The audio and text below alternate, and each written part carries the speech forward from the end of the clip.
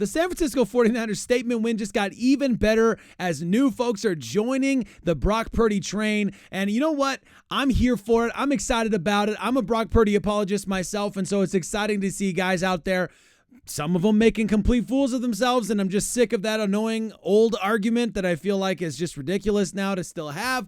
But also, it's pretty fun to see what Brock Purdy is doing out there and continuing to just prove everybody wrong. If you're new here, I'm Nate. Love talking about the 49ers. Please consider a like and sub. I very much appreciate it. Colin Cowherd is looking like a knucklehead right now, picking guys like Bo Nix and Dak Prescott over Brock Purdy on Friday. I mean, what is the guy thinking? Is it just shock jockey? Is that all it is? He's just trying to get everybody to listen to what he had to say. The lovers and the haters. Is that what's going on? I don't really understand Cowherd's angle. And with some football done this week, as the games keep going on, that take is not aging well. Yeah, I would love to take that Jacksonville Jaguar Trevor Lawrence on my football team. Said nobody ever. The Brock Purdy apologetics continue to get better, and it seems that less and less people have these ridiculous takes. Here's the Herd's own Jason McIntyre pushing back on Colin Cowherd's take. And let's be honest, it's aging a lot better just a couple of days later. By the way, Mr. Brock Purdy is now second in yards, or still second in yards, I suppose, tied for fourth in touchdowns. But here's that take. Sorry, forgot about that. That's the thing I wanted to show you. Listen to this. My hottest take off the Niners win over Seattle is Brock Purdy. He's knocking on the door of Mahomes, Allen, Lamar, that group, Burrow. There's a group of four who are above everybody. Brock Purdy is approaching it. And Colin, it's not just because of the numbers, which are incredible, 9.1 yards per attempt last night, insane. But the way he's moving in the pocket doesn't look rattled. Some quarterbacks, my left.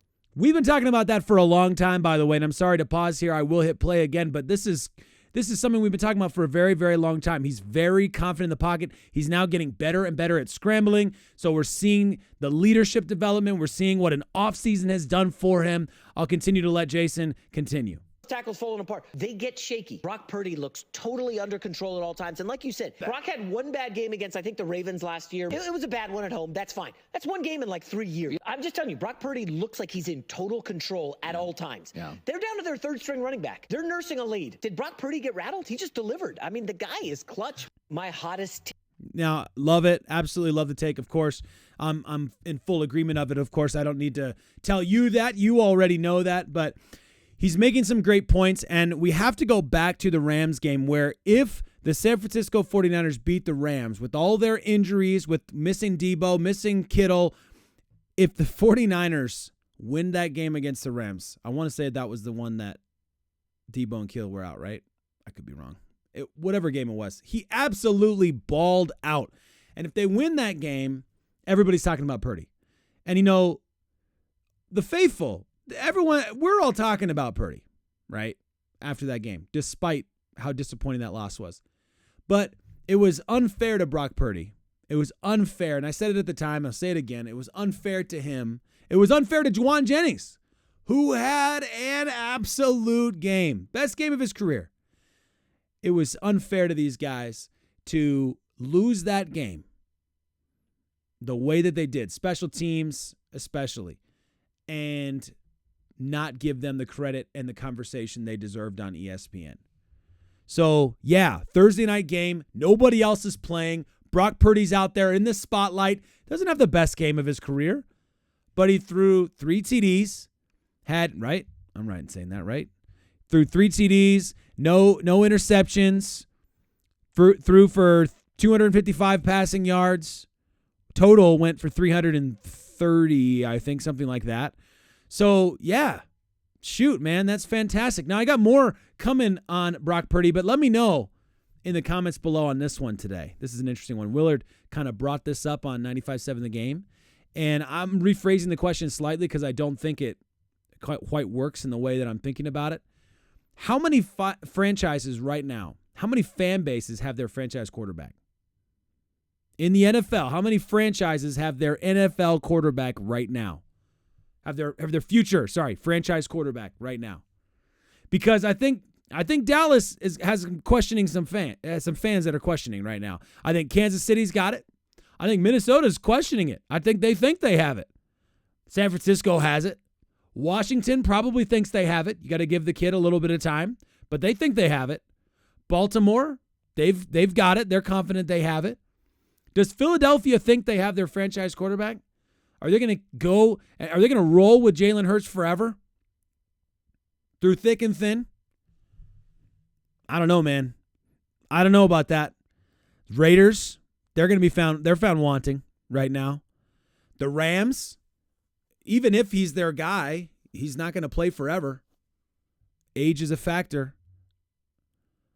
The Patriots, the Giants, the Texans do. They've got their guy. The Dolphins, I don't know if he's ever going to play football again. I don't even know. Green Bay's got their guy. Then the Broncos, I think they have their guy, but are they 100% sure? Not right now. And I'm going to, there was a little bit of hate on Bo Nix being better than Brock Purdy, and I agree with the hate on that, by the way. I think Brock Purdy is a better quarterback. I think Bo Nix has still got a long way to go to, see what he's capable of and all that good stuff, and he's shown some signs for sure. I think, today's a little bit harsh on Bo Nix to start the game when the football team is just letting him down, putting him in these 3rd and long situations, run the ball for a yard. All right, it's 3rd and 8, figure it out. But yeah, no, I mean, there's still a lot to figure out if he's the guy. And the Broncos of any franchise of late knows what it's like to go through quarterback after quarterback after quarterback after quarterback after quarterback looking for that franchise guy. And pretty much since Peyton Manning, they haven't had a guy. The Jets, they've got a guy. I mean, he's not a future guy. And at best, he's good for a season or two. And he's got, 1 or 2 left in him. The Bears, they think they have their guy. Still young. Give him some time. The Seahawks, I don't know what the Seahawks fans, I would love to know what Seahawks fans think about Geno Smith, how high they are on Geno Smith. The Steelers, what do they have? What do they even have? Do they have their guy? I don't know. I don't think so. The Commanders, already talked about them. Browns, Falcons. We're talking about some funny situations here. Saints and Derek Carr. Tampa Bay probably thinks they have their guy. Panthers. Cardinals. Oh, my goodness. Tennessee. Levis. I don't know, man. I don't know.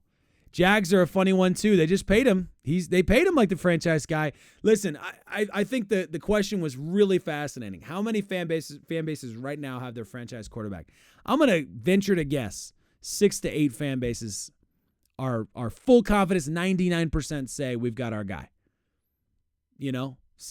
Maybe 6 to 8 teams.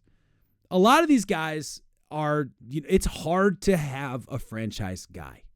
It's hard to have that guy. It's hard to have a guy that's that good. And I'm just not going to hear it.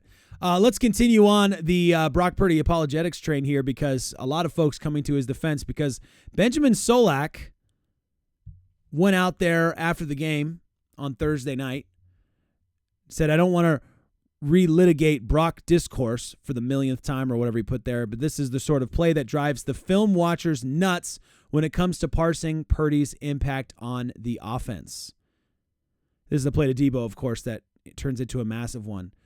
And from that angle, I can almost understand from that angle why maybe there's a little bit of a was that a good pass or was that not a good pass? I'm not even going to go into the details because I've got some great tweets lined up here. I watch hours of film and this play doesn't drive me nuts. Emmanuel Acho says, I see a QB recognizing a busted coverage by the defense. I see Purdy throwing a ball that would have been completed regardless, though should have been tackled. When Purdy exposes bad defense, we question Purdy, not sure why. Brock Purdy went 333 yards and 3 TDs and 0 interceptions just 3 weeks ago in a game with no Christian McCaffrey, Deebo Samuel, or George Kittle.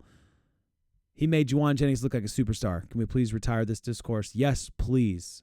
Please. Great tweet. This one, I'm not going to read the whole thing because this is a fantastic tweet, though, from JDFA.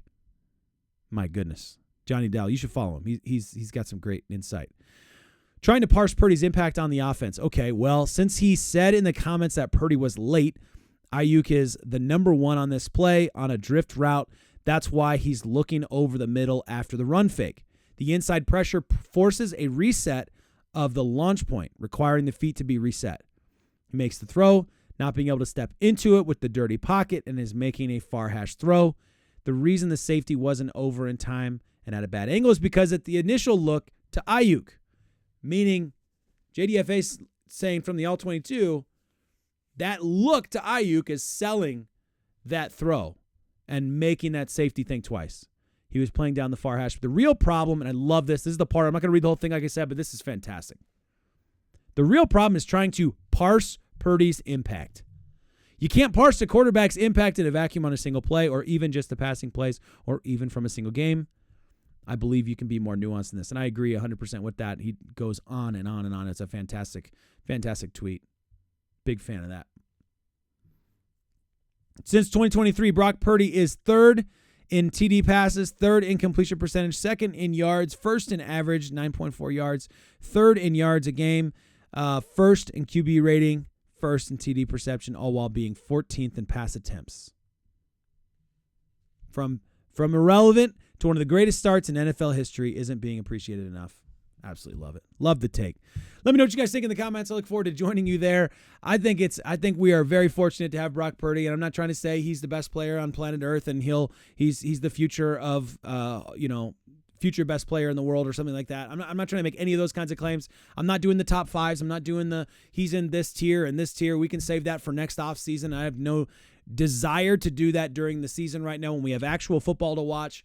All I'd like to say is, my goodness, this young man is an incredible quarterback. He's growing into becoming a better one. He's a great leader. I'm really impressed with what he's doing, and I'm done with the arguments about system quarterback, check down king and all that kind of nonsense. Just seems to me to be you're not watching the games. That's where I'm at, though. I'm loving it. I'm having an absolute blast right now, and the 49ers are on the right path forward. Let me know what you think in the comments. As always, what a time to be alive.